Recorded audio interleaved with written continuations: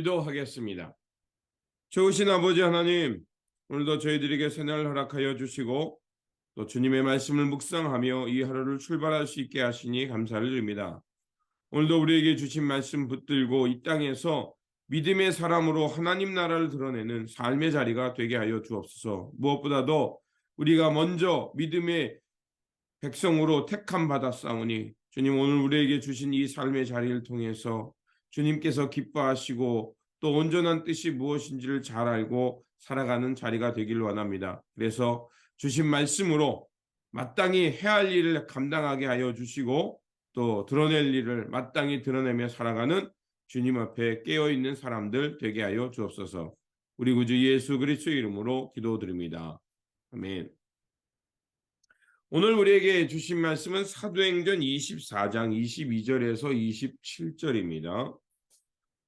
벨릭스는 그 도에 관련된 일을 자세히 알고 있었으므로 천부장 루시아가 내려오거든 당신들의 소송을 처리하겠소 하고 말하고는 신문을 연기하였다.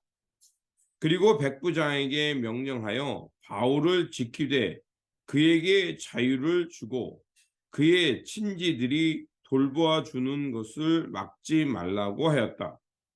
며칠 뒤에 벨릭스가 유대 여자인 자기 아내 드루실라와 함께 와서 바울을 불러내어 그리스도 예수를 믿는 믿음에 관하여 바울이 설명하는 것을 들었다. 바울이 정의와 절제와 장차 올 심판에 관해서 말할 때 벨릭스는 두려워서 이제 그만하면 되었으니 가시오. 기회가 있으면 다시 당신을 부르겠소 하고 말하였다. 동시에 그는 바울에게서 돈을 받을까 하고 은근히 바란다. 그래서 그는 바울을 자주 불러내어 이야기를 나누었다. 2해가 지난 뒤에 보르기오 베스도가 벨릭스의 후임으로 직책을 맡게 되었다. 그런데 벨릭스는 유대 사람의 환심을 사고자 하여 바울을 가두어 둔 채로 내버려 두었다. 네. 오늘 본문 말씀은 이제 총독 앞에서 사도 바울이 자기가 무고함을 변론하면서 그리스도의 복음을 전하는 말씀입니다. 대제사장 아나니아는 변호사 더둘로를 데리고 가서 이제 베리스 총독 앞에서 바울을 정식으로 고소합니다. 그리고 그 고소의 내용은 5절에 나와 있습니다. 우리가 보니 이 사람은 전염병 같은 자라라고 얘기합니다. 그래서 천하를 돌아다니면서 유대인들에게 소요를 일으킨 자요. 그리고 나사렛이라는 이단의 우두머리입니다. 이렇게 그 고소의 내용이 나옵니다. 더둘로의 진술을 보면은요, 굉장히 아름다운 미사오로 이 벨리스 총독을 칭찬합니다. 그러면서 이제 당신의 이런 놀라운 통치 속에서 우리가 이렇게 평안히 지내고 있습니다라고 말을 하면서 이제 사도 바울을 고소한 내용들이 나옵니다. 그 내용은 3가지입니다. 첫 번째는요, 사도 바울이 유대인들을 하여금 소동케 했다. 그 유대 공동체의 소요를 일으켰다는 겁니다. 그리고 2번째로 나사렛 이단, 즉 예수 그리스도의 복음을 전했다는 겁니다. 그리고 3번째가 성전을 모독했다는 내용입니다. 이거를 종합해 보면 유대인 자신들의 마음을 불편하게 했고, 그리고 자신들이 귀하게 여기는 성전을 무시했다는 내용이었습니다. 자, 그 다음이 10절에서 16절은요, 바울의 변론이 나옵니다. 벨릭스는 주후 52년에서 60년까지 있었던 총독이었습니다. 그리고 바울이 57년에 예루살렘에 갔습니다. 그러니까 예루살렘에 가서 이제 자신이 어떤 일을 했는지 사도 바울이 이제 변론합니다. 자신이 예루살렘에 갔을 기간은 뭐냐면 축제를 앞두고 있었기 때문에 잠깐 방문한 거였습니다. 그리고 방문의 목적도요, 그들을 소유하는 게 아니라 지금 예루살렘의 그 그리스도인들이 큰 어려움을 겪고 있으니까 그들을 구제하기 위해서 그 구제 헌금을 가지고 가서 그들을 도우려고 했던 것이었습니다. 그래서 사도 바울은 말합니다. 자신은 그 예루살렘에 있는 체류 기간이 매우 짧았다. 그러면서 내가 그들을 선동할 시간이 없었다라고 말합니다.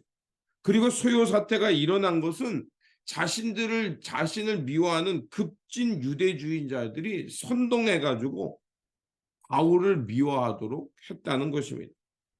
또한 앞에서 언급한 대로 사도 바울이 예루살렘에 온 것은 나는 유대인들을 돕기 위해서 온 것이고, 그리고 유대인들의 오해를 풀기 위해서 이미 그리스도교로 개종한 사람들을 데리고 가서 나는 그 정결례를 해서 성전을 모독한 게 아니라 그 당신들이 가지고 있는, 유대인들이 가지고 있는 정결례를 오히려 실천했다라고 얘기합니다. 그리고 나사렛에 이단을 전파했다는 것은 나는 그 그리스도의 그 복음, 즉 부활하신 주님을 만났고 그 부활하신 주님을 통해서 하나님 나라의 진리를 깨달았기 때문에 나는 그것을 얘기하고 전했을 뿐이며, 그 부활의 예수가 왜 그리스도가 되는지를 나는 증거했다라고 말을 합니다. 사도 바울은 복음에 대해서 말했고 그 행동과 삶의 자리에서는 어떤 것도 고소당하거나 그 이스라엘이나 로마 제국을 향해서 반항한 흔적이 전혀 없었던 것입니다. 하지만 변호사 더둘라는 자신의 지식과 지위를 가지고 거짓인지 알매도 불구하고 그 지위를 이용해서 어떻게든지 자기의 목적을 이루려고 했다는 것을 볼 수가 있습니다. 그리고 22절에서 23절은 이제 벨릭스가 이미 아내를 통해서 그리스도에 대한 도에 대해서 이미 알고 있었습니다. 그런데 쉽게 무혐의 처리를 하지 않죠. 오히려 질질 끕니다. 그러면서 천부장 루시오가 내려오거든 이 일을 처리하겠다고 하면서 백부장에게 명령하기를 바울을 지키되 그의 친구나 친지들이 와서 그의 옥고를 이렇게 도와주는, 감옥 생활을 도와주는 것을 금하지 말라라고 얘기합니다.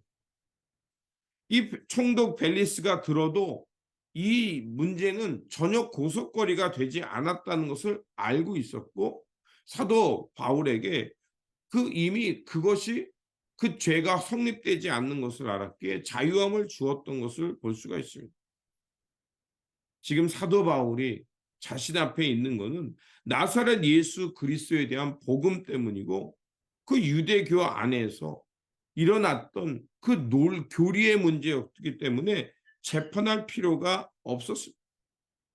그런데 총독 벨리스는 이제 그 그리스도의 도에 대해서 이미 알고 있었기 때문에 아내 드루실라와 함께 바울을 자주 불러서 이 그리스도의 도를 듣고 싶어 합니다.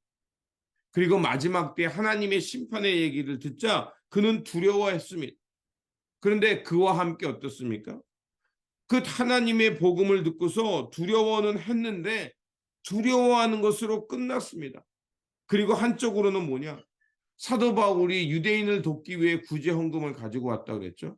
그러면 어떻게든지 그 구제 헌금 속에서 자신이 좀 돈을 받을 수 있을까, 뇌물을 받을 수 있을까, 그것을 생각했다라고 얘기합니다. 예수 그리스도의 복음과 사도 바울의 강론을 통해서 잠시 하나님의 나라에 대한 두려움을 가졌지만 그리스도의 복음에 사로잡히지는 못했다는 겁니다. 오히려 두려움은 있었지만 오히려 자신의 욕망을 충족시키는 물질과 돈을 추구했던 것을 볼 수가 있습니다. 하나님의 말씀을 자주 듣고 묵상하는 것 중요합니다. 그런데 하나님의 말씀을 묵상하고 그것을 말씀을 가지고 있다면 다시 한번 그 말씀이 드러나는 하나님의 참 세계를 향해 우리가 사로잡히는 것이 중요합니다. 말씀을 아는 것으로 끝나서는 아니라 그 말씀이 깨달아지고 살아서 운동력 있고 역사하여 내 존재 자체를 바꿔내는 능력, 하나님의 신비를 경험해야 되는 것이 여기에 중요한 것임을 알 수가 있습니다. 그리스도를 통해 하나님 나라의 진리를 깨닫고 예수 그리스도의 복음을 통해서 하나님의 거룩한 뜻을 깨달았다면 이제 우리는 하나님 나라를 향해 정진해 가는 노력이 필요합니다. 그렇게 우리가 다시 한번 우리의 삶의 자리를 돌아보면서 비록 우리가 이 땅에 살고 있지만 그러나 이 세상 속에서 단절되는 것이 아니라 이 세상 속에서 구별되게 거룩하게 구별되어서 하나님께서 이 땅에 이루어 가시는 하나님 나라를 향해 우리가 매일매일 앞으로 전진하는 것이 중요합니다. 그러므로 예수 그리스도를 통해 이제 죄에서 생명으로, 어둠에서 빛으로, 이제는 하나님의 진노와 심판의 대상에서 이제는 하나님 나라를 상속받는 그 거룩한 상속자가 되었으면 언제 어디서나 무엇을 하든지 예수 그리스도의 복음을 향해 드러난 하나님 나라의 진리를 향해서 묵묵히 살아가야 할 것입니다.